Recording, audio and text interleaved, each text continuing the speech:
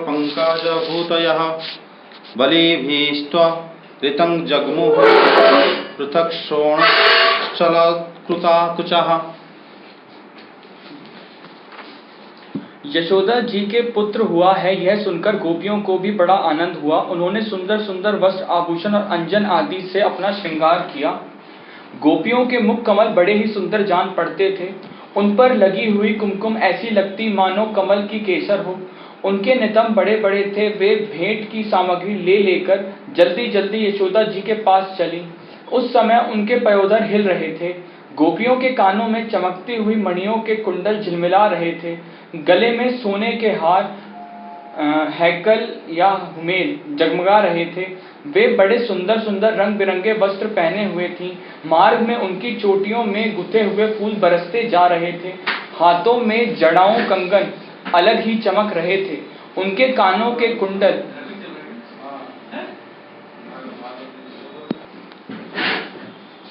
वे बड़े सुंदर सुंदर रंग बिरंगे वस्त्र पहने हुए थी। मार्ग में उनकी चोटियों में गुथे हुए फूल बरसते जा रहे थे। हाथों में जड़ाओं कंगन अलग ही चमक रहे थे। उनके कानों के कुंडल, पयोधर और हार हिलते जाते थे। इस प्रकार नंद बाबा के घर जाते समय उनकी शोभा बड़ी अनूठी जान पड़ती थी। नंद बाबा के घर जाकर वे नवजात शिशु को आशीर्वाद देती, ये चिरंजीवी हो, भगवान इसकी रक्षा करो, और लोगों पर हल्दी तेल से मिला हुआ पानी छिड़क देती तथा ऊंचे स्वर से मंगल गान करती थी। यहाँ पर जो सुखदेव गोस्वामी जो गोपियों की मतलब सुंदरता वर्णन करे हैं, इसलिए वर्णन करे हैं जहाँ पर भगवान प्रकट हो रहे और जहाँ भगवान के प्रिय धाम है ब्रज, वहाँ की जो गोपियाँ, उनका जो खूबसूरती जिस तरह वो दिख रहे थे, सुखदेव गोस्वामी इनको बड़े आनंद में वर्णन करें कि वो किसी वैकुंठ धाम से कम नहीं था, ताकि वहाँ की जो रमणियाँ थी इतना सुंदर थी और वो इसी तरह चल के जा रहे थे। ऐसे उनकी मतलब सोने की हार पहनी थी और उनके नितंब बड़े बड़े थे, मतलब उनकी जो कमर पतली थी, उनकी जो खूबसूरती वर्णन कर रहे हैं जैसे अप्सराओं की खूबसूरती होती है। और क्यों ना हो, भगवान जहाँ पर है वहाँ पर ऐसे थोड़ी होगा कि वहाँ की जो माता है वो दिखने में कुरूप होंगे और अच्छे नहीं दिखेंगे। इसलिए सुखदेव गोस्वामी उनको बड़े अच्छे से वर्णन करें। भगवान श्री कृष्ण समस्त जगत के एकमात्र स्वामी हैं। उनके ऐश्वर्य, माधुर्य, वात्सल्य सभी अनंत हैं। वे जब नंद बाबा के व्रज में प्रकट हुए उस समय उनके जन्म का महान उत्सव मनाया गया। उसमें बड़े बड़े विचित्र और मंगलमय बाजे बजाए जाने लगे। आनंद से मतवाले होकर गोपगण एक दूसरे पर दही, दूध, घी और पानी उड़ेलने लगे। एक दूसरे के मुंह पर मक्खन मलने लगे और मक्खन फेंक फेंक कर आनंदोत्सव मनाने लगे। नंद बाबा स्वभाव से ही परम उदार और मनस्वी थे। उन्होंने गोपों को बहुत से वस्त्र, आभूषण और गौएं दी। सुत, मागध, बंदी जनों, नृत्य, वाद्य आदि विद्याओं से अपना जीवन निर्वाह करने वालों तथा दूसरे गुणीजनों को भी नंद बाबा ने प्रसन्नता पूर्वक उनकी मुंह मांगी वस्तुएं देकर उनका यथोचित सत्कार किया। यह सब करने में उनका उद्देश्य यही था कि इन कर्मों से भगवान विष्णु प्रसन्न हो और मेरे इस नवजात शिशु का मंगल हो। मतलब ब्रजराज जो नंद महाराज थे, उनका इस जो लीला में, ये जो नंद उत्सव में उनका यही उद्देश्य था कि मेरे पुत्र का कल्याण हो और जो उनका इसमें भगवान विष्णु प्रसन्न हो, क्योंकि दान धर्म करने से भगवान विष्णु प्रसन्न होते हैं।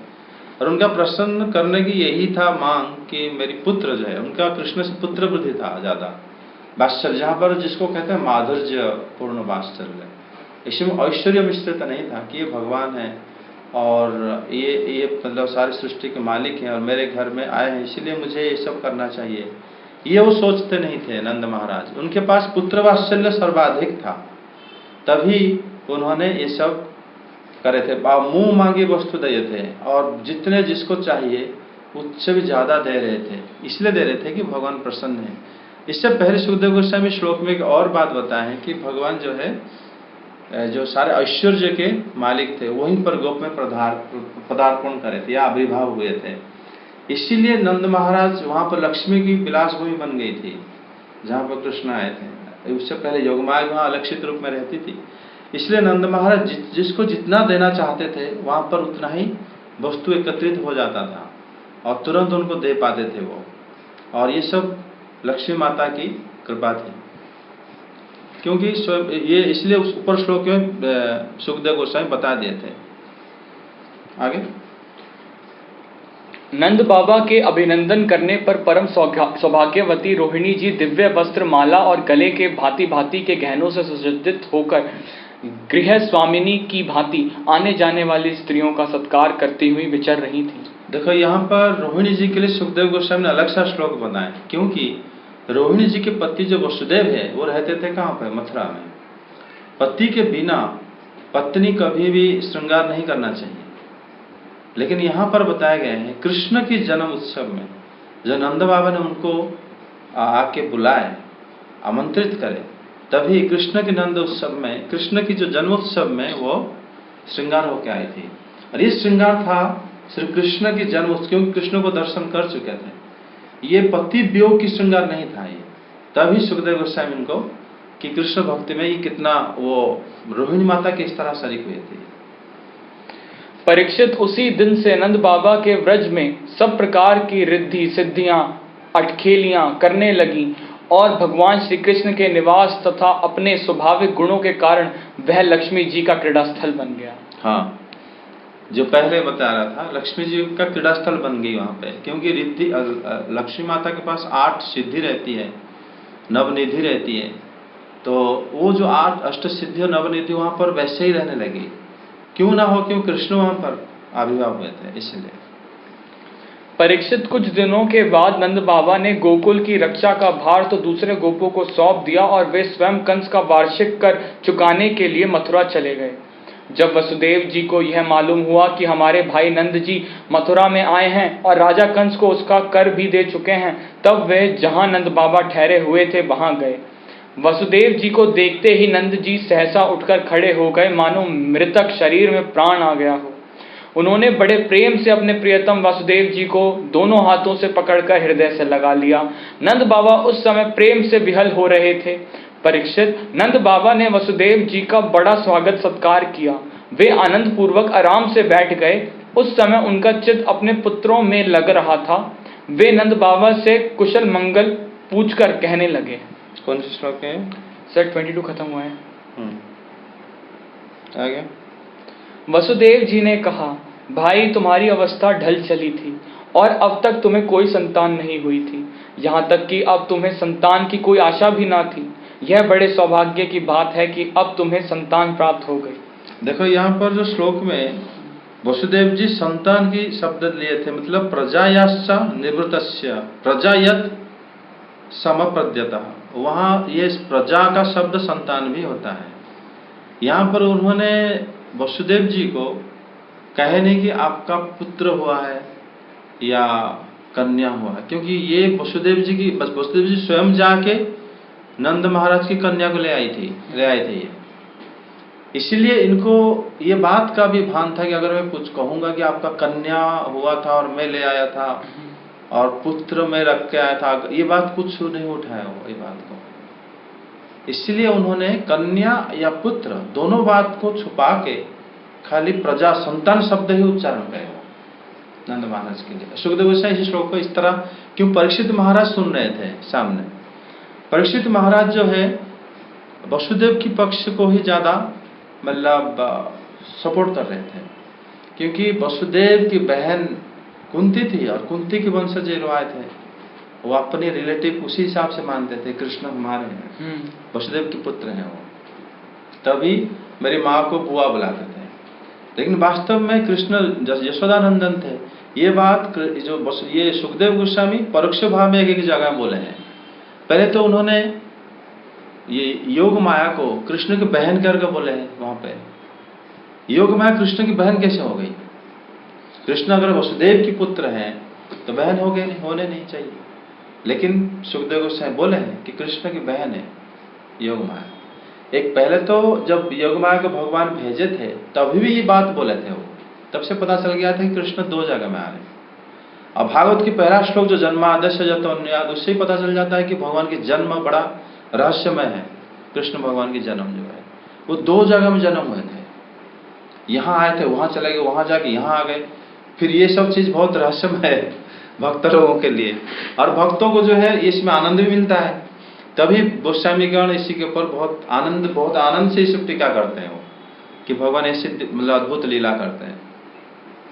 तो यहाँ पर जब वसुदेव जी जब बात कर रहे हैं नंद महाराज से, इसलिए उन्होंने प्रजा शब्द उच्चारण करें। प्रजायाश्च निवृत्तस्य, प्रजायत मतलब आपके मतलब संतान के कोई काम मतलब था ही नहीं, समय ढल चुका था, फिर भी आपको संतान की प्राप्ति। यहाँ संतान शब्द इसलिए बोले, पुत्र शब्द नहीं बोले थे। जीव गोस्वामी इस बात को बोले थे, इसलिए उन्होंने प्रजा शब्द उच्चारण किया। प्रजा का मतलब संतान ही होता है, और वो क्योंकि उनकी कन्या को इन्होंने लेके आए थे, कन्या अंतर्धान भी हो गई, फिर इसलिए बात को उन्होंने प्रजा शब्द से ही उनको बधाई दी। सर एक चीज और सर वसुदेव जी के तो भाई थे ही नंद महाराज, ये तो हमने 9th कैंटो में पढ़ा है। तो सर उनका बेटा और उनकी बेटी तो भाई बहन ही होंगे ना सर? तो फिर इसमें इतना आश्चर्य की बात क्या है? आश्चर्य बात है, क्योंकि जब सुखदेव गोस्वामी जिस तरह श्लोक कंस जिन को उठाया, तो कृष्ण की बहन उसी समय कहने क्या जरूरत है, बाद में कह सकते हो। कजन को उस टाइम कहोगे क्या? जहां पर मरने मारने की बात आ रहा है, वहां पर कजन की बात क्यों कहा जाएगा?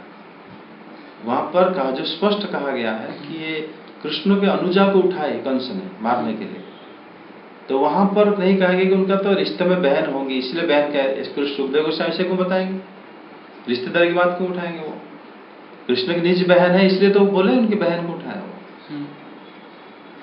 और सर वसुदेव जी कभी उस प्रसंग को जिसमें वो भगवान को लेके गए थे कभी नहीं भूले थे, वो उन्हें याद था। वो वसुदेव जी उस प्रसंग को कभी कहीं प्रकाश नहीं करे, कहीं भी। कृष्ण को लेके गए थे और कन्या को ले आई थी, कन्या अंतर्धान हो गई, ये बात को बिल्कुल छुपा दे, वो किसी को नहीं बोले, सिर्फ सुखदेव गोस्वामी बात को बोले थे। किस माध्यम से फिर आगे की बात? सुखदेव गोस्वामी बोले तभी पता चला बात।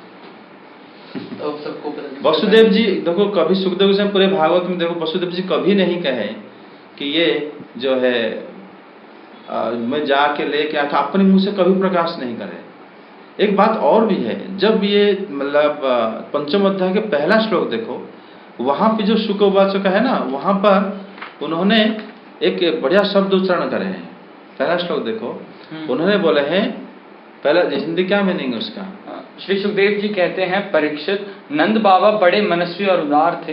पुत्र का जन्म होने पर तो उनका हृदय विलक्षण आनंद से भर गया। देखो हिंदी अनुवाद वाले इस जगह में उस जगह लिखे नहीं उस चीज को, श्लोक में लिखिन है जे नंद स्वात्मज उत्पन्न जता हृदा महामना। नंद स्व आत्मज, नंद के अपना पुत्र उत्पन्न हुआ, इसलिए वो बहुत प्रसन्न थे। यहां पर मतलब नंद कभी भी पूरे भागवत में कृष्ण को वसुदेव आत्मज कहीं नहीं कहा गया है, नंद आत्मज कहा गया है। इसमें मतलब समझ लो कि वसुदेव मतलब नंद महाराज की जो स्थिति भागवत में कितने ऊंचा है। यशोदानंदन देवकी नंदन कहा गया है, लेकिन वसुदेव आत्मज कहीं नहीं कहा गया है। सिर्फ सुखदेव गोस्वामी यहाँ पर नंद आत्मज कहे हैं पहला श्लोक में, नंद उत्सव के लिए। सर ये देवकी नंदन से नंद आत्मज कैसे बड़ा है या ज्यादा? क्योंकि यहाँ पर जो जब पंचम अध्याय में सुखदेव गोस्वामी जब भगवान की जन्म उत्सव को वर्णन कर रहे हैं, तो यहाँ पर उन्होंने पहला शब्द में यही बोले कि नंद स्वात्मज उत्पन्न जात हृदय महामना। तभी उन्होंने काफी प्रसन्न हो गए, अपने पुत्र के उत्पन्न से मतलब उत्सव बनाए थे वो नंद महाराज। तो इसी से नंद महाराज की जो स्थिति को सबसे ऊंचा माना गया है।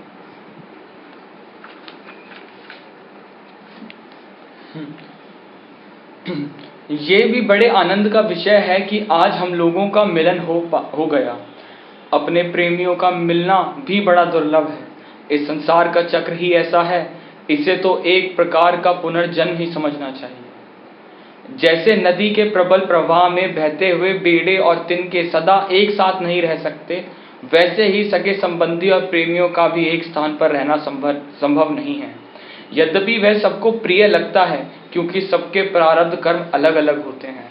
यहाँ पर जो वसुदेव ये बोलने की क्या जरूरत है कि मतलब सारे संबंधी एक साथ नहीं रह सकते और प्रारब्ध जो है मतलब हमारा अलग अलग है। इसलिए वो बोले कि आप जैसे अभी बलराम जी और कृष्ण के साथ रह पाते हो, मैं नहीं रह पाऊंगा वहां पे। मैं आपके पास, हालांकि कंस के पास तो मैं हूं नहीं, मैं अपने सुरेशन जो हमारे पिता के राज्य में मैं हूं, लेकिन मैं चाहते हुए भी वहां जाके आपके साथ ये दिव्य आनंद मैं अपनी बच्चा का नहीं ले सकता। ये हमारे अपने अपने प्रारब्ध की फल है, ये एक्चुअली अपने अपनी भक्ति की फल है। जो भक्ति, जो वात्सल्य, जो रस नंद महाराज यशोदा माता के पास है, पूर्ण वात्सल्य, माधुर्य वात्सल्य, वहां पर बिल्कुल ऐश्वर्य नहीं आता, वो इनके पास नहीं था। ये बात को कह रहे हैं, इसलिए आप वहां पर रह पाओगे और मैं यहां पर रह पाऊंगा। आजकल तुम जिस महावन में अपने भाई बंधु और स्वजनों के साथ रहते हो, उसमें जल, घास और लता पत्र आदि तो भरे पूरे हैं ना? वह वन पशुओं के लिए अनुकूल और सब प्रकार से रोगों से तो बचा हुआ है। भाई, मेरा लड़का अपनी माँ रोहिणी के साथ तुम्हारे व्रज में रहता है, उसका लालन पालन तुम और यशोदा करते हो, इसलिए वह तो तुम्ही को अपने पिता माता मानता होगा। वह अच्छी तरह है ना? मनुष्य के लिए वे ही धर्म, अर्थ और काम शास्त्रभित है जिनसे उसके स्वजनों को सुख मिले। जिनसे केवल अपने को ही सुख मिलता है किंतु अपने स्वजनों को दुख मिलता है, वे धर्म, अर्थ और काम हितकारी नहीं है। इसमें स्वजनों को सुख मिले वही वास्तव में धर्म, अर्थ और काम मकसद होता है। अब बलराम जी रहते थे वहां पर वृंदावन में, जो ब्रज में रहते थे, गोकुल में। तो ये जो है वसुदेव जी जो पूछ रहे हैं कि मेरा पुत्र जो बलराम अपनी माता के पास है और आपको ही अपनी पिता को समझता है, और समझता है कि नहीं, और कौन? यशोदा माता को। ये बात सुखदेव गोस्वामी आगे बताएंगे द्वारका लीला में, जब बलराम जी गए थे दोबारा कहाँ पे? ब्रज में। तब यशोदा माता तब बोली थी कि तुम अगर मेरे पास हमेशा रह जाओ तो मुझे कृष्ण की स्मृति भी याद आ जाएगी, जैसे मुझे लगेगा कृष्ण मेरे पास है। इसका मतलब है कि बलराम जो है यशोदा माता को उतना ही प्रिय है जितना कृष्ण है, ये समझना चाहिए। और बलराम जी वही बोले थे कि अगर मैं आपके पास, बोले कि तुम अपनी, अगर मैं आपके, ये जीव गोस्वामी वही बात बता रहे थे। बलराम जी बोले कि अगर आप मेरे पास हमेशा, मैं रोहिणी माता को ही भूल जाऊंगा मुझे रोहिणी माता की कोई जरूरत नहीं पड़ेगी अगर आप मेरे पास हमेशा रहोगे। मतलब बलराम जी को नंद बाबा, यशोदा, क्योंकि जो सुखदेव गोस्वामी पहले श्लोक में वही बोले थे कि बलराम जी को उत्कंठा इतना ज्यादा था, वो श्लोक में उत्कंठा ही बुझ कर है कि वो ब्रजवासियों को देखने के लिए गए वृंदावन, और वो गए थे कैसे? गोप वेश में गए थे, क्षत्रिय वेश में नहीं। सारा वेश छुपा के, जैसे गाय चराते हैं उसी तरह वेश में गए थे ब्रज। और नंद बाबा, यशोदा माता उनको पहले बोले कि आप जगदीश्वर हो, फिर उनको पकड़ गोदी में लेके रोने लगे दोनों, मतलब अपने आंसू से उनको स्नान करा दिया। मतलब क्योंकि इनके पास ना ऐश्वर्य कभी नहीं टिकता, नंद बाबा यशोदा के पास हमेशा माधुर्य, हमेशा कि वो तुम मेरे पुत्र हो, कृष्ण की तरह ही उनको पुत्र ही मानते हैं। जबकि उनको पता था कि बलराम जो है रोहिणी की पुत्र है, और रोहिणी माता जो है वसुदेव की, वो राज लड़का है, ये राजा के लड़का है, राजघराने के लड़का है। लेकिन वो कभी भी, उसमें ऐश्वर्य भाव आ जाता है कि बलराम जो है हमारे कृष्ण की तरह नहीं है, लेकिन उनको कभी कम नहीं सोचते। जब वो कृष्ण बलराम दोनों जोड़ी होके घूमते हैं, जानते दोनों ही गोपाल बालक हैं। ये बात जो है उसी जगह में ज्यादा क्लियर हुआ है जब बलराम जी दोबारा गए हैं ब्रज को। सुखदेव गोस्वामी उस जगह को बहुत बढ़िया से वर्णन करे हैं उस समय में, कि बलराम जी जब उन्होंने सभा में जाके सारे लोगों के साथ मिलते थे, सब लोग के सारे गुरुजनों को प्रणाम करते थे, तो सब लोग ना इन्हीं को जानते थे कि बलराम जी पहले बोले कि तुम्हारे साथ ना जब कृष्ण, कब ये तुम आ गए मतलब कृष्ण जरूर आएगा, क्यों जब जन्म हुए थे तुम पहले ब्रज आए थे, तुम्हारा पहला जन्म हो गया था तभी कृष्ण आ गया था वहां पे। तुम अगर यहाँ आ गए तुम वहीं पर जाओ मत कहीं भी, देखना कृष्ण जरूर आएगा, तुम्हारे बिना नहीं रह पाएगा। और तुम और कृष्ण जब दोनों ब्रज में घूमते हो तब वो दृश्य हम कब देख पाएंगे?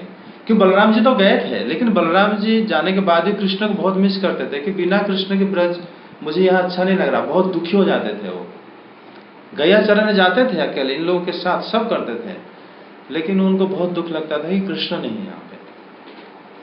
तो यहाँ पर उसी बात को वो बता रहे हैं कि वास्तव में आपका जो ये क्या ये बताए थे शब्द में, प्रारब्ध अलग है और हमारा प्रारब्ध अलग है, क्योंकि आप ही कृष्ण बलराम की जब बाल्य चपल लीला हो, वात्सल्य लीला, आप ही उसको मतलब एंजॉय कर सकते, हम नहीं कर सकते, क्योंकि हमारा प्रारब्ध वो नहीं है।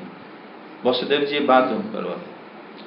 सर यहाँ पे जो ये श्लोक है 28, मनुष्य के लिए वे ही धर्म अर्थ और काम शास्त्र विहित है जिनसे उसके स्वजनों को सुख मिले। तो सर ये सर सब पे लागू होता है? वो तो अपने अभी तो उसी के लिए ही बताया है, वो नंद बाबा के लिए। क्योंकि सर भक्ति में तो फिर इसका मतलब ही क्या रह जाता है, अगर आप भक्ति में हो तो? क्या मतलब भक्ति में, क्योंकि हमने पहले पढ़े हैं कितने बड़े बड़े महाराजा लोग हुए हैं, वो अपने स्वजनों को छोड़कर भक्ति पथ के लिए जंगलों में चले गए। तो सर ये यहाँ पे कितना उचित है? और ये वास्तव में क्या है, ये दशम स्कंद है और ये वार्तालाप नंद महाराज और वसुदेव के बीच है। हम इसको उनके साथ कंपेयर नहीं कर सकते। जो एडिशन हम लोग कॉलेज मैथमेटिक्स में पढ़ते हैं, वो क्लास 1 में जो एडिशन पढ़े थे वो फर्क है। वहाँ 1 + 1 2 होता है, यहाँ पर 1 + 1 1 भी हो सकता है कॉलेज में, अगर उसमें डायरेक्शन जोड़ दो चेंज हो जाता है। और केमिस्ट्री में पढ़ो 1 + 1 1 भी, हाफ भी हो जाएगा। अगर मान लो एक मॉलिक्यूल दूसरा मॉलिक्यूल लो, दूसरा मॉलिक्यूल लो, दोनों एटम को ऐड करो और उनका अगर मॉलिक्यूल बन जाता है, जैसे 2 hydrogen + half oxygen = 1 water molecule होता है, जबकि 2 और हाफ मिलकर 3/2 होना चाहिए, 5/2 होना चाहिए, लेकिन होता है 1। क्योंकि उसमें क्या होता है ना, जब जैसे तुम अभी दशम स्कंद पढ़ रहे हो, इसका ज्ञान उसके साथ बिल्कुल कंपेयर नहीं कर सकते। यहाँ पर वसुदेव जी कह रहे हैं कि जहाँ अपने स्वजन के बात यहाँ पर आ जाता है, कौन? भगवान के साथ उनका रिश्ता। ये कोई साधारण सांसारिक रिश्ता नहीं है। हम उसके साथ तुलना करेंगे यहाँ पर कि लोग तो अपने स्वजन को छोड़ देते थे, यहाँ पर क्या कृष्ण को छोड़ के चले जाएंगे वो लोग? इसलिए इसके साथ उसका हम तुलना नहीं करना चाहिए। नंद बाबा ने कहा, भाई वासुदेव, कंस ने देवकी के गर्भ से उत्पन्न तुम्हारे कई पुत्र मार डाले। अंत में एक सबसे छोटी कन्या बच रही थी, वह भी स्वर्ग से धार गई। इसका मतलब जब कृष्ण जन्म होने के 2 दिन बाद ही आए थे, 1 दिन बाद आए थे, इसका मतलब नंद बाबा को ये पता चल गया था कि जो वसुदेव की वहां पर एक कन्या प्रकट हुई थी, और कन्या जो है देवी थी, क्योंकि वो मरी नहीं, उल्टा वो कंस को उपदेश दे दी थी। और वसुदेव ये बात नंद बाबा को पता था। इसका मतलब जिस दिन देवी प्रकट हुई थी कंस में जो मथुरा में, दूसरे दिन नंद बाबा के पास एक गुप्तचर आया था। ये बात जीव गोस्वामी वहां वर्णन करे हैं। गुप्तचर भी इन्होंने भेजा था, किसने? वसुदेव जी ने भेजा था कि ऐसे ऐसे हुआ था, और आप इनको बोल दो कि जल्दी आके कंस से मिल ले, नहीं तो कंस से अन्यथा ना समझे। तभी नंद बाबा ने तुरंत मथुरा गए थे लेके सामान, कंस के वार्षिक कर देने के लिए। ये तो उस समय जाना उनका नहीं था, क्योंकि पुत्र अभी हुआ है, तो 4-5 दिन 6 दिन 7 दिन बाद जाने वाले थे, लेकिन 10 दूसरे दिन चले गए थे, क्योंकि देवी वहां प्रकट हुई थी। देवी जो प्रकट हुई बात इनको पता चल गया था नंद, तभी नंद बाबा बता रहे हैं। इनमें संदेह नहीं कि प्राणियों का सुख दुख भाग्य पर ही अवलंबित है। भाग्य ही प्राणी का एकमात्र आश्रय है। जो जान लेता है कि जीवन के सुख दुख कारण भाग्य ही हैं, वह उनके प्राप्त होने पर मोहित नहीं होता। वसुदेव जी ने कहा, भाई तुमने राजा कंस को उसका सालाना कर चुका दिया, हम दोनों मिल भी चुके, अब तुम्हें यहाँ अधिक दिन नहीं ठहरना चाहिए, क्योंकि आजकल गोकुल में बड़े बड़े उत्पात हो रहे हैं। श्री सुखदेव जी कहते हैं, परीक्षित, जब वसुदेव जी ने इस प्रकार कहा, तब नंद आदि गोपों ने उनसे अनुमति ले बैलों से जुते हुए छकड़ों पर सवार होकर गोकुल की यात्रा की। तुरंत वो लोग आ गए। यहाँ पर जब कहते हैं कि भाग्य के आगे किसी का नहीं चलता, वो वाला जो ये सेंटेंस दोबारा पढ़ो ना। भाई तुमने राजा कंस को उसका, हाँ, इसमें संदेह नहीं कि प्राणियों का सुख दुख भाग्य पर ही अवलंबित है। भाग्य ही प्राणी का एकमात्र आश्रय है। ये वसुदेव जी कह रहे हैं। इनको नंद बाबा को। यहाँ पर जब कोई भक्त लोग जब बात करते हैं कि भाग्य ही आश्रय है, एक्चुअली कर्मी लोग जो बोलते हैं भाग्य आश्रय, यहाँ पर भाग्य का मतलब क्या हो जाता है? यहाँ पर देखो दोबारा उन्होंने बताया कि ये श्लोक कौन सा नंबर है? सॉरी 30।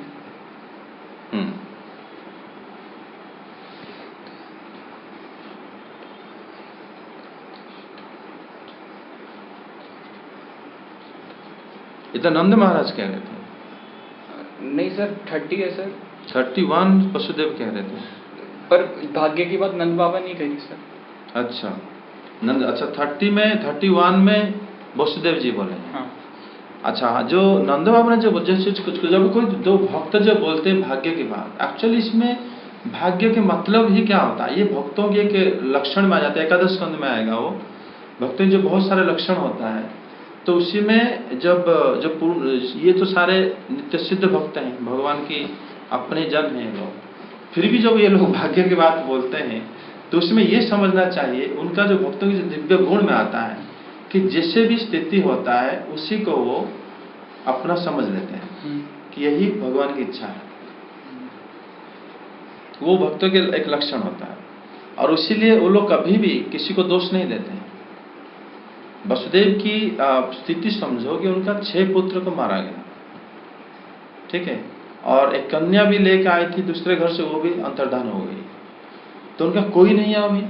देवकी सोचो, वो मतलब इनके सुखदेव गोस्वामी उनको कितने वाक्य मतलब प्रशंसा करे हैं देवकी माता की।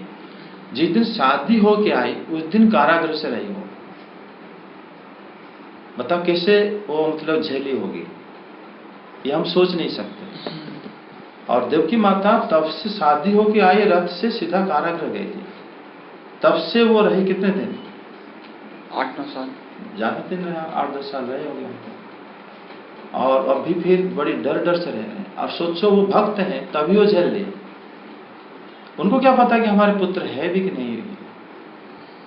देवकी माता सच, बलराम जो है देवकी माता पुत्र भी है लेकिन वो जन्म नहीं हुए, वो चले गए कहाँ पे? रोहिणी माता के गर्भ प्रकट हुए। और ये बात जो है देवकी माता को भी अपने माता समझ रही थी, गिना भी गया, क्योंकि सुखदेव गोस्वामी जब नवम स्कंद में वंशानु चरित्र बोले हैं, बलराम को रोहिणी के पुत्र के नाम में बोल दिए और बलराम को देवकी पुत्र के नाम में भी बोल दिए। तभी परीक्षित महाराज ने पूछे थे प्रश्न दसम स्कंद शुरू से कि आपने बलराम को 2 माता के पुत्र कैसे बना दिए? और जब किसी का शरीर नष्ट नहीं हुआ है तब 2 माता के पुत्र कैसे हो सकता है? वो ये कैसा रहस्य है? तभी फिर सुखदेव गोस्वामी ने आंसर देते हैं, भागवतम शुरू कर देते हैं दसम स्कंद। तब ये होता है क्या ना, भक्तों की एक स्थिति होता है। नेक्स्ट चैप्टर सर, पूतना उद्धार। श्री सुखदेव जी कहते हैं, परीक्षित, नंद बाबा जब मथुरा से चले तब रास्ते में विचार करने लगे कि वसुदेव जी का कथन झूठा नहीं हो सकता। सर एक और चीज, सर आपने बोला आप देवकी माता के बारे में बात कर रहे थे, देवकी माता को क्या याद नहीं था कि उनके पुत्र हुए हैं? वो भूल गई थी, वसुदेव जी को याद था। ऐसा वसुदेव जी इतना याद था कि कन्या लेके आए हम उनके घर से योगमाया के कारण। लेकिन ये ऐसे भक्त थे कि वो देखो जिसकी पत्नी मतलब देवकी भगवान की मतलब बहुत प्रिय थी, तभी तो उनको अपने माता माने, तो नित्य माता थे वो।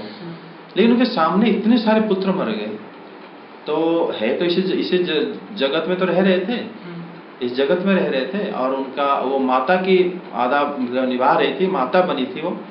अपने पुत्र सबको उनके लेके उनके सामने सबको हत्या कराएगा पत्थर में ठोक के, फिर भी वो कैसे भक्ति करते हुए रहते थे, ये सोचो।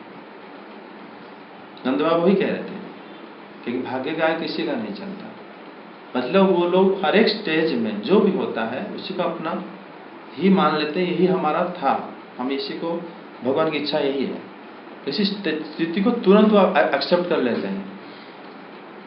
देवकी माता ऐसी थी। तो सर फिर वो भूली इसलिए ताकि उन्हें ज्यादा परेशानी ना हो। तो भगवान की योगमाया की इच्छा है, भगवान जैसे चाहते हैं भक्तों के साथ ऐसे ही होता है। किसको याद दिलाना, किसको भुला लेना, वो तो उन्हीं की इच्छा है भगवान की। उसी से कोई फर्क नहीं पड़ता। फर्क पड़ता है कि एक्चुअली भक्त जो है वो सिचुएशन को कैसे हैंडल करा था। वो स्थिति को जब मान लो तुम्हारे सामने ऐसे हो रहा है तो उस समय अपने धैर्य रह के रहना वो बहुत बड़ी बात है। तो साधारण स्त्री हो तो मर जाती, वो क्यों मैं जिंदा रह क्या करूंगी, खत्म भी हो सकती थी। लेकिन ऐसा नहीं थी, ये देव की थी। इसलिए सुखदेव गोस्वामी देव की माता की बहुत प्रशंसा करी है कृष्ण जन्म के समय।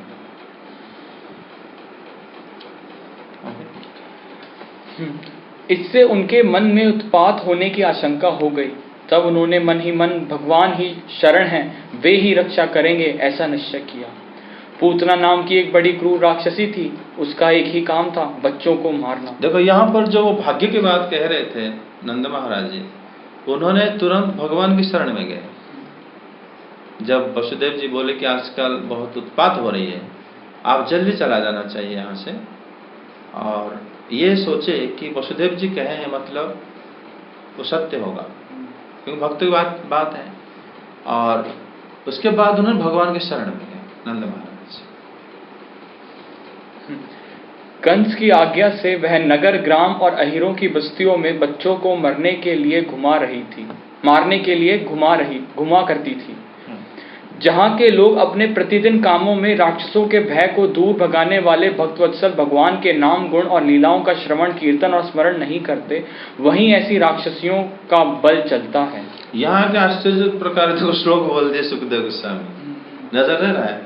पहले कह रहे थे कि पुतना जो है बच्चों को मतलब मारने के लिए नगर नगर घूम रही थी, लेकिन तुरंत बोल दिए कि जहां पर भगवान के नाम कीर्तन होता है वहां पर इस तरह राक्षस के उत्पात नहीं होता। पता है क्यों बोले श्लोक? ऐसे जीव गोस्वामी बताते हैं कि ये इसलिए बोले कि जब परीक्षित महाराज सुन रहे थे, सुनते जब कृष्ण के जन्म उत्सव और इतना बढ़िया सा आनंद उनको हो गया था, जब सुने कि पुतना नामक राक्षसी बच्चों को खा जाती थी। पुतना जो है वो बच्चों को लेके ना मुंह में चबा लेती थी, और उसके मुंह खून पे लथपथ रहता था, वो मांस को एंजॉय करती थी वो खा के। और जब परीक्षित महाराज सुनते ही वो डर गए कि पुतना आ रही है, तभी तुरंत सुखदेव गोस्वामी उनको मतलब ढाढ़स बंधाने के लिए बोले कि ये समझ लो कि जब वहां पर भगवान के नाम कीर्तन होता है वहां इस तरह उत्पात नहीं हो सकता।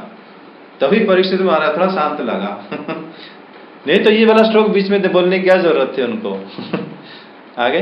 वह पूतना आकाश मार्ग से चल सकती थी और अपनी इच्छा के अनुसार रूप भी बना लेती थी। एक दिन नंद बाबा के गोकुल के पास आकर उसने माया से अपने को एक सुंदरी युवती बना लिया और गोकुल के भीतर घुस गई। उसने बड़ा सुंदर रूप बनाया था। उसकी चोटियों में बेले के फूल गुथे हुए थे, सुंदर वस्त्र पहने हुए थी। जब उसके कर्ण फूल हिलते थे तब उनकी चमक से मुख की और लटकी हुई अलकें और भी शोभायमान हो जाती थी। उसके नितंब और कूच कलश ऊंचे ऊंचे थे और कमर पतली थी। वह अपनी मधुर मुस्कान और कटाक्षपूर्ण चितवन से ब्रजवासियों का चित्त चुरा रही थी। उस रूपवती रमणी को हाथ में कमल लेकर आते देख गोपियां ऐसी उत्प्रेक्षा करने लगी मानो स्वयं लक्ष्मी जी अपने पति का दर्शन करने के लिए आ रही हैं। इसमें सर उन्होंने बोला कि ब्रजवासियों को चित्त चुरा रही थी। हाँ, ये तुमने सही प्रश्न करा। ये चीज जीव गोस्वामी ने ही इस बात को उन्होंने टिप्पणी दी है कि पुतना जो है ब्रजवासियों के चित्त को कैसे चुरा सकती है। ये वास्तव में उससे पहले बताया गया कि पुतना अपने माया से एक शरीर बनाई थी, ठीक है, शरीर को ऐसे बना दिया था, और बनाई ऐसे जैसे ब्रजवासी की जो लेडीज थी जिस टाइप का, जैसे सुखदेव गोस्वामी वर्णन करे थे पिछले अध्याय में कि जैसे गोपियां आती थी सज धज के कृष्ण को दर्शन करने के लिए, उसी तरह पुतना ही बनी थी अपने शरीर को माया से। वो जो माया शब्द उन्होंने उच्चारण करे हैं, पुतना अपनी माया से बनी थी। वास्तव में वो जो माया में जब शरीर बनाई वो योग माया वृंदावन में रहती है, ब्रज में। वो उसी माया से ही ब्रजवासी मोहित हो रहे थे। योग माया इसलिए वहां पर रहती थी जहां पर लीला के लिए। तो अगर ब्रजवासी मोहित नहीं होंगे तो पुतना को अंदर जाने नहीं देंगे, क्योंकि उस टाइम सारे लेडीज रहते थे, सारे मतलब स्त्रियां रहती थी। अगर पुतना अगर मोहित नहीं करेगी, योग माया तभी मोहित करी थी। इस बार ये वाला श्लोक इसलिए सुखदेव गोस्वामी बोल दिए कि ब्रजवासी जो है पुतना की रूप देख के मोहित हो रहे थे। गोपी गोपगण सब लोग, और उनका मोहित का जो होने का जो था उद्देश्य था, काम भाव से नहीं था। उनका मोहित ये था कि ये शायद कोई लक्ष्मी जो देवी आई है कृष्ण को दर्शन करने के लिए, क्योंकि हमारे कृष्ण भी तो ऐसी है। और गोपियां जब जानते हो, जब नंद उत्सव हुआ, जब कृष्ण को देखने के लिए जो गोपियां आई, उसी दिन तो उत्सव हो गया, दूसरे दिन आने लगी। और गोप लोग भी जब गाय चराने से जाने से पहले आके लाला को देखते जब गए ना, रास्ते में जो मिले, जो आए नहीं थे उनसे मिले और कृष्ण को रूप वर्णन करे। वर्णन एक गोप करते करते उनका कंठ अवरुद्ध हो गया, जैसे भक्तों का भगवान के नाम लेते लेते गला रुक जाता है, तो बोल नहीं पाया। एक गोप ने दूसरा गोप बता रहा था, जो मैं आज गया था देखने, उसकी आंखें ऐसी है और ऐसी है और ऐसे बोल रहा था, ऐसे था। वो बोलते बोलते ना उसको आंखों में आंसू, इतने तेज मतलब आंसू आने लगे, वो बोल नहीं पाया आगे, गला अवरुद्ध हो गया, सारे अष्ट सात्विक लक्षण आने लगा। तो तभी इस तरह था गोप और गोपियों की दशा कृष्ण को देखकर। तो वो सोचे कि शायद ये कोई आई है हमारी कृष्ण को देखने के लिए, कृष्ण जैसे तो कोई नहीं है। इनका माया इतना था, और ये योग माया नहीं कराई थी।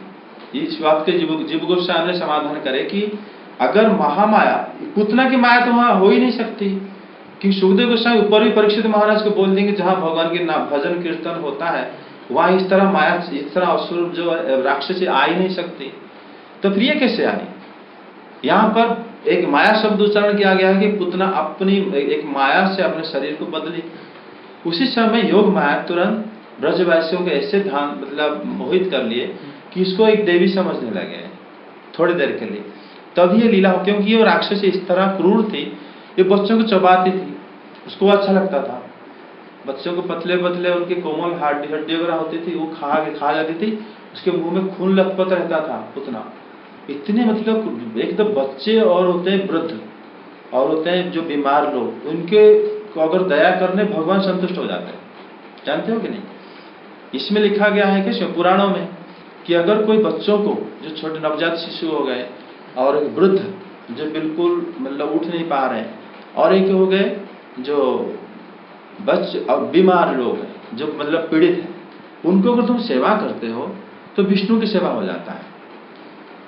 और इसको जो खा रही है तो इसको करेंगे क्या, उतना खा रही हूं बच्चों को, तभी जाके भगवान ने सोचे कि इसको तो मार देना ही उचित है। तभी उन्होंने, भगवान ने विचार करे, योग में तुरंत भगवान की इशारा समझ गई, तो उन्होंने इस तरह रास्ते में वो पुतना पे पर ब्रजवासी मोहित हो गए थे। पूतना बालकों के लिए ग्रह के समान थी। वह इधर उधर बालकों को ढूंढती हुई अनायास ही नंद बाबा के घर में घुस गई। वहां उसने देखा कि बालक श्री कृष्ण शैया पर सोए हुए हैं। परीक्षित, भगवान श्री कृष्ण दुष्टों के काल हैं, परंतु जैसे आग राख की ढेरी में अपने को छिपाए हुए हो, वैसे ही उस समय उन्होंने अपने प्रचंड तेज को छिपा रखा था। भगवान श्री कृष्ण चर अचर सभी प्राणियों के आत्मा हैं, इसलिए उन्होंने उसी क्षण जान लिया कि यह बच्चों को मार डालने वाला पूतना ग्रह है, और अपने नेत्र बंद कर लिए। जैसे कोई पुरुष भ्रमवश सोए हुए सांप को रस्सी समझकर उठा ले, वैसे ही अपने काल रूप भगवान श्री कृष्ण को पूतना ने अपनी गोद में उठा लिया। सर, भगवान ने जो आंखें बंद कर लिए, वहां पर तो बहुत पंडित बहुत अलग अलग भाष्य दिए हैं। वास्तव में जीव गोस्वामी कहते हैं कि ये जो इस तरह घृण्य काम कर रहा है पूतना, उसको भगवान देखना नहीं चाहते थे। और दूसरी बात ये भी कहते थे कि वो बच्चे थे, छोटे थे, इसीलिए वो लीला करने के लिए कि वो उनको देख के आंखें बंद कर लिए पूतना को। और दूसरे जो हमारा जीव गोस्वामी इतना बताते हैं कि बाल्य सुलभ जो गुण होता है, नेचुरली जो गुण होता है, उसी से वो आंखें बंद कर देते हैं। और श्री गोस्वामी भी वही बोले, लेकिन बाकी जो हमारे दूसरे जैसे विश्वनाथ चक्रवर्ती ठाकुर हैं, वो लोग कहते थे कि वो घृण्य काम करते थे पूतना, बच्चों को खाती थी चबा के, तभी वो भगवान देखना नहीं चाहते थे उसके मुंह, उसको क्या देखें, इसलिए उन्होंने आंखें बंद कर दी। क्योंकि तो भगवान जब जिसको देखते हैं ना, भगवान के आंख देखते ही प्रकृति माता सृष्टि करती है, मतलब अच्छे गुण आ जाते हैं सबके अंदर। उसी तरह भगवान जब बाणासुर से लड़ाई करते थे, वहां पर एक देवी माता आ गई थी, जो देवी की महामाया की अंश होगी, योग माया के तो है ही नहीं अंश, वो महामाया का भी नहीं, वो किसी और के अंश है। मतलब जैसे भगवान की बहुत शक्तियां हैं ना, जैसे पार्वती माता की बहिरंगा शक्ति से अंश के अंश हो, क्योंकि वो एक ग्राम देवी थी, बाणासुर की जो नगर की रक्षा करती थी, जैसे लंका देवी थी एक लंका में, उसी तरह ये भी थी। ये सारी शक्तियां शंकर जी के अधीन में आते हैं। तो वो जब आके नंगी खड़ी हो गई कृष्ण के सामने, बाणासुर को रोकने के लिए आएगा, दसम ये जो हमारा द्वारका लीला में आएगा, तो भगवान ने आंखें बंद घुमा लिए मुंह उनको देख के उनको नहीं देखे, क्योंकि जिस तरह यहाँ पुतना को देख के आंखें बंद कर लिए, उस तरह वहां पर ही भगवान अपने मुंह घुमा देते, उनको नहीं देखे।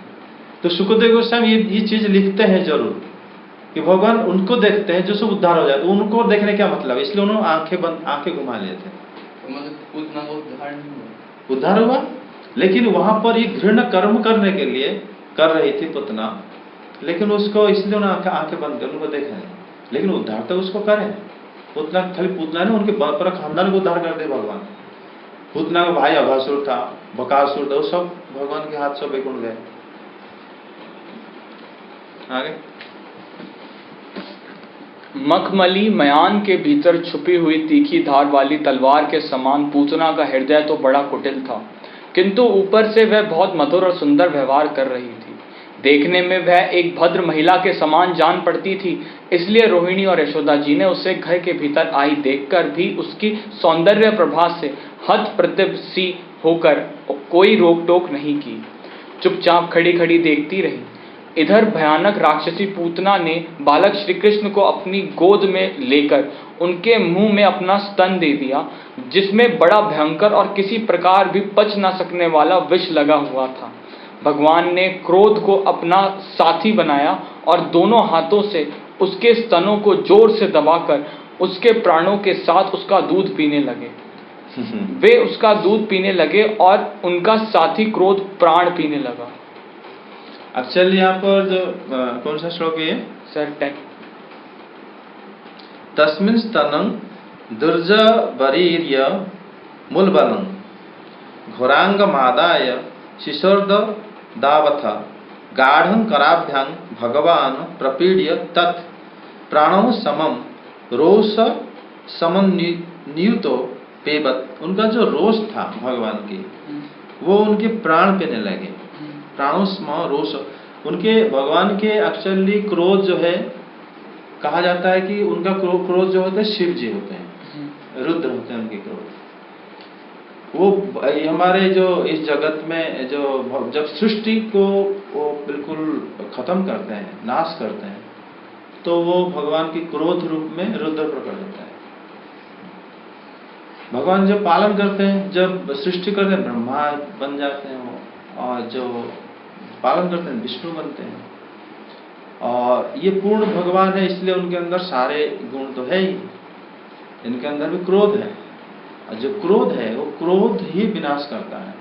कभी जब भी भगवान किसी को भी मारे हैं, जब भी वध करे हैं, वो क्रोध से वध करते हैं, और उसी से क्या होता है ना, उनकी उद्धार भी हो जाता है।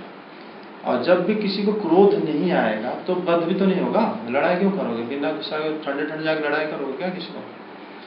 तो जो क्रोध आता है, भगवान क्या करते हैं ना, उनके अंदर सारे गुण होता है। वीर रस है, वीर रस में क्रोध, जैसे भगवान राम जब समुद्र के ऊपर दृष्टि करे थे क्रोध के कारण, रावण से लड़ाई कर क्रोध करके लड़ाई कर, जबकि जैसे नरसिंह भगवान हिरण्यकश्यप को वध कर क्रोध से आके लाल, उनका क्रोध शांत नहीं हुआ, सब लोग आगे स्तुति करे थे, हम पढ़े थे। इसका मतलब क्रोध जो है भगवान के अंदर है, बाकी गुणों की तरह। और क्रोध, कृष्ण की जो क्रोध था वो उसके प्राण सूखने लगे। और ये जो है, अब भगवान दूध पीना चाहे कि वो, मतलब मुझे स्तन दिखा रहे, मैं छोटा बच्चा हूँ, बच्चा तो है दूध पीते हैं माँ से, ये दूध पीने लगे और वो उनके क्रोध प्राण पीने लगा, क्योंकि वो चाह रहे थे कि ये बहुत पापिष्ट है और सारे बच्चों को खा जाती है, तभी उन्होंने ये करा। लेकिन सर आपने पहले बताया कि भगवान देखो क्रोध तो एक भौतिक गुण है, वो तो भगवान को छू ही नहीं सकता, तो भगवान तो सिर्फ क्रोध की लीला करते हैं, क्रोध नहीं करते। हाँ, ये है कि क्रोध की लीला ही है। अभी जो पुतना को बद्ध करते हैं भगवान, देखो ये तो बहुत इजीली समझ जाओगे तुम।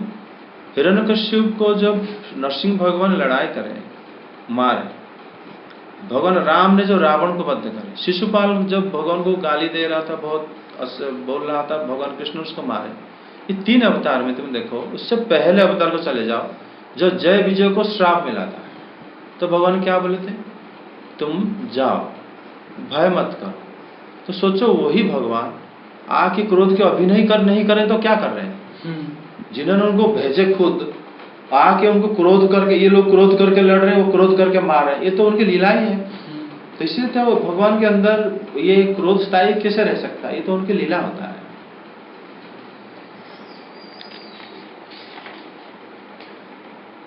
तो फिर सर जो यहाँ पे क्रोध पूतना के प्राण चूस रहा है, उनकी लीला है, उनको उद्धार करने के लिए। तो वो भगवान की एक शक्ति है या भगवान की एक लीला है जो क्रोध में? ये सारे जो एक एक शब्द है, क्रोध है, मान लो दया है, ये सारे अनेक जो भगवान को कह सकते हो विभूति है, गुण भी है भगवान की। ये सारा ये भगवान को स्पर्श नहीं करते, फिर भी भगवान के अधीन में रहते हैं। अब तो पूतना के प्राणों के आश्रयभूत सभी मर्म स्थान फटने लगे। वह मतलब जो प्राण, सुखदेव गोस्वामी जी कहते हैं हर एक मर्म स्थान फटने लगे। वास्तव में जो हम इससे पहले पढ़े थे कि हमारे 10 प्रकार के प्राणवायु हैं और हर एक जगह में प्राण है।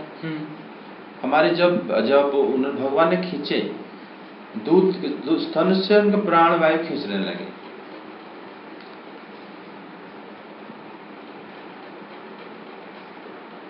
जब प्राणवायु खींचने लगे भगवान, उसमें क्या होना, उनके जैसे घुटने से, हमारा एक वायु है जो हमारी आंखें चपकती है, आंख उससे जैसे हमारा चलता है, और एक वायु है जिससे हमारे उंगली और हाथ पैर सब घुटने सब चलता रहता है।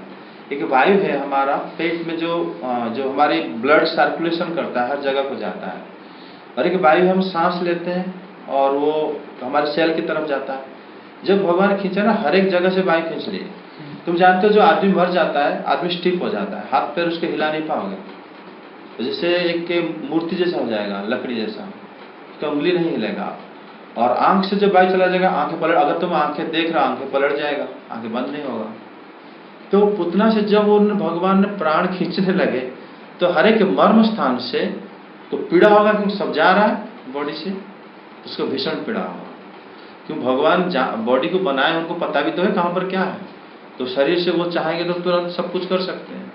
तभी उन्होंने जब प्राण खींचे, उसके सारे मर्म स्थान से ये होने लगा, पीड़ा होने लगी। वह पुकारने लगी, अरे छोड़ दे अब बस कर। वह बार बार अपने हाथ और पैर पटक पटक कर रोने लगी। उसके नेत्र उलट गए, उसका सारा शरीर पसीने से लथपथ हो गया। उसकी चिल्लाहट का वेग बड़ा भयंकर था। उसके प्रभाव से पहाड़ों के साथ पृथ्वी और ग्रहों के साथ अंतरिक्ष डगमगा उठे। सातों पाताल और दिशाएं गूंज उठी। बहुत से लोग वज्रपात की आशंका से पृथ्वी पर गिर पड़े। परीक्षित, इस प्रकार निशाचरी पूतना के स्तनों में इतनी पीड़ा हुई कि वह अपने को छिपा ना सकी। राक्षसी रूप में प्रकट हो गई। उसके शरीर से प्राण निकल गए, मुंह फट गया, बाल बिखर गए और हाथ पांव फैल गए।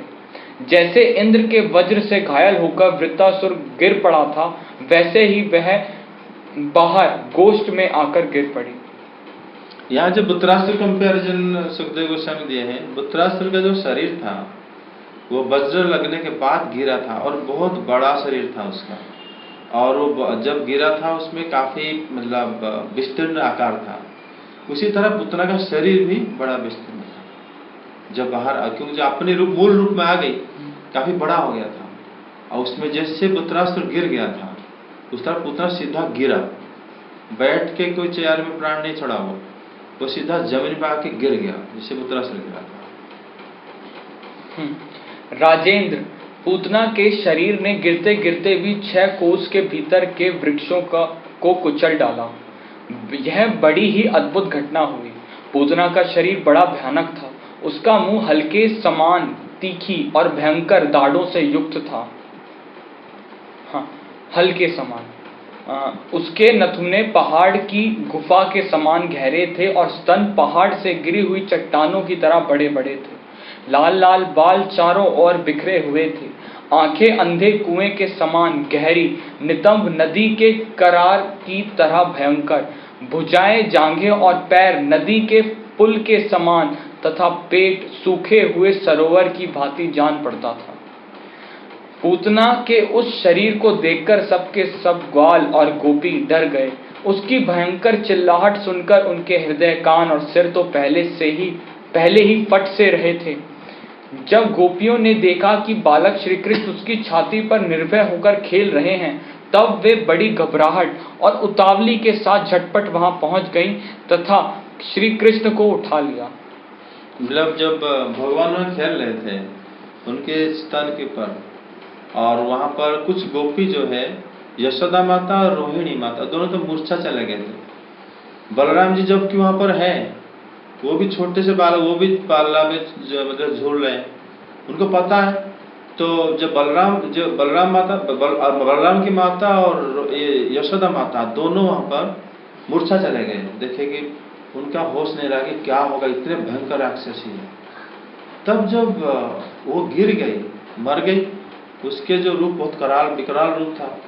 कुछ गोपियां क्या करना, गांव में खलबली मच गई कि ऐसे ऐसे हुआ है। कुछ गोपियां पता नहीं भगवान की प्रेरणा से, योग माया की प्रेरणा से, वो बिना डरते हुए मतलब आए चढ़ गए सीधा उसके हाथ सड़क जैसा था, उसके हाथ से चढ़े, सीधा चढ़ गए ऊपर। कृष्ण को लेके आए, लेके आने के बाद पीछे मुड़ के देखे भी नहीं, भागे सीधा यशोदा माता के पास। तो यशोदा माता के पास जब भाग के आए, यशोदा माता जब उनके गोदी में बिठाए, कृष्ण की मुंह से उनके चुंबन दिलाए, यशोदा माता होश आई, बहुत आनंदित होके फिर मूर्छा चली गई यशोदा माता, रोहिणी माता। मतलब उनकी पुत्र स्नेह वात्सल्य से बहुत ज्यादा है ना। फिर उनको गोपियां बारंबार उनको गोदी में बिठाए, कृष्ण से आलिंगन कराते थे, उनके होश आते थे, फिर मूर्छा चली। मतलब ऐसे होते होते उनको मतलब प्रकुष्ठित हुए थे, वो अपनी नॉर्मल कंडीशन को आए थे यशोदा माता और रोहिणी माता। उसके बाद रोहिणी माता अपने पुत्र के पास गई थी बलराम को देखने। मतलब उनको इतना कृष्ण प्रेम था, सबको था, और बलराम जी को भी था। तो सब लोग तभी, जो पूरे ब्रज जो है कृष्ण प्रेम के लिए पागल था, तभी ये सब घटना हुई थी। उतावली के साथ झटपट वहां पहुंच गई तथा श्री कृष्ण को उठा लिया। इसके बाद यशोदा और रोहिणी के साथ गोपियों ने गाय की पूंछ घुमाने आदि उपायों से बालक श्री कृष्ण के अंगों की सब प्रकार से रक्षा की। उन्होंने पहले बालक श्री कृष्ण को गोमूत्र से स्नान कराया, फिर सब अंगों में गोरज लगाई और फिर 12 अंगों में गोबर लगाकर भगवान के केशव आदि नामों से रक्षा की। इसके बाद गोपियों ने आचमन करके अज आदि 11 बीज मंत्रों से अपने शरीरों में अलग अलग अंगन्यास एवं करन्यास किया और फिर बालक के अंगों में बीजन्यास किया। जब ये गोपियां कृष्ण को लेके आके ये सब करने लगे, उस टाइम जो ब्राह्मण लोग भी आ गए थे, क्योंकि बहुत बड़ा घटना हुआ था पूतना के टाइम में। और वो लोग गोपियों के मंत्र उच्चारण, गोपियां जिस तरह गोपियां करती थी, देख के आश्चर्य हो गए थे कि ये जो फोन कैसे कट गया, क्योंकि वो देखिए ऐसे मंत्र ये भी जानते हैं। और कृष्ण के लिए मतलब सारा चीज, जैसे मतलब पंडित ये करते हैं कि जो सबसे जो क्या कहते हैं उत्कृष्ट ब्राह्मण जो लोग होते हैं, जो कर सकते हैं, वो गोपियां सब करती थी कृष्ण के लिए। जब कृष्ण के लिए उन्होंने मतलब आचमन लिया, उनको पहले गोमूत्र में उनको स्नान कराया, फिर जो इसमें गोबर में उनको तिलक कराया, फिर उनके बाद गाय की पूंछ में उनको झाड़े, फिर आचमन लिए, फिर 12 जो बीज मंत्र उच्चारण करके, तो वहां पर जो ब्राह्मण उपस्थित थे, गोपियां इतने सारे मंत्र इतने निर्भुल, मतलब बिल्कुल बिना गलती से इतना स्पष्ट उच्चारण कैसे कर सकती है। सारे गोपियां जो उच्चारण कर कृष्ण के लिए इतना ये थे, सोच रहे थे हम लोग ब्राह्मणों के बेकार, तभी कृष्ण जो भगवान जो है इन्हीं के पुत्र बने हैं, क्योंकि वो लोग हमसे जरूर श्रेष्ठ हैं। उनका उच्चारण उनका देख के ये ब्राह्मण लोग भी घबरा गए थे, गोपियों का उच्चारण, जो गोपियां उनको वो लोग घर से कभी निकलते नहीं थी, उनका गाय गोबर और ये दूध दही मक्खन उन्हीं के उनका था। लेकिन कृष्ण को लेके वो लोग इतना उतावली थे, तुरंत कृष्ण को लेके मतलब सारा उपचार जो कराया जाता है, सब मंत्र वगैरह उच्चारण करके कृष्ण झाड़ फूक। तभी से वहां पे जीव गोस्वामी बताते हैं वहां के जो ब्राह्मण लोग थे वो देख के अचंभित हो गए थे गोपियों के कृत्य देख के। वे कहने लगी, अजन्मा भगवान तेरे पैरों की रक्षा करें, मणिमान घुटनों की, यज्ञ पुरुष जांघों की, अच्युत कमर की, हैग्रीव पेट की, केशव हृदय की, ईश वक्षस्थल की, सूर्य कंठ की, विष्णु बाहों की, उरुक्रम मुख की और ईश्वर सिर की रक्षा करें। चक्रधर भगवान रक्षा के लिए तेरे आगे रहें, गदाधारी श्रीहरि पीछे, क्रमशः धनुष और खड्ग धारण करने वाले भगवान मधुसूदन और अजन दोनों बगल में, शंखधारी उरुगाय चारों कोनों में, उपेंद्र ऊपर, हलधर पृथ्वी पर और भगवान परम पुरुष तेरे सब और रक्षा के लिए रहें। देखो यहाँ पर हलधर भी कह रहे हैं पृथ्वी पर। हलधर कौन? बलराम जी हैं जो गोपियां उच्चारण कर रही हैं।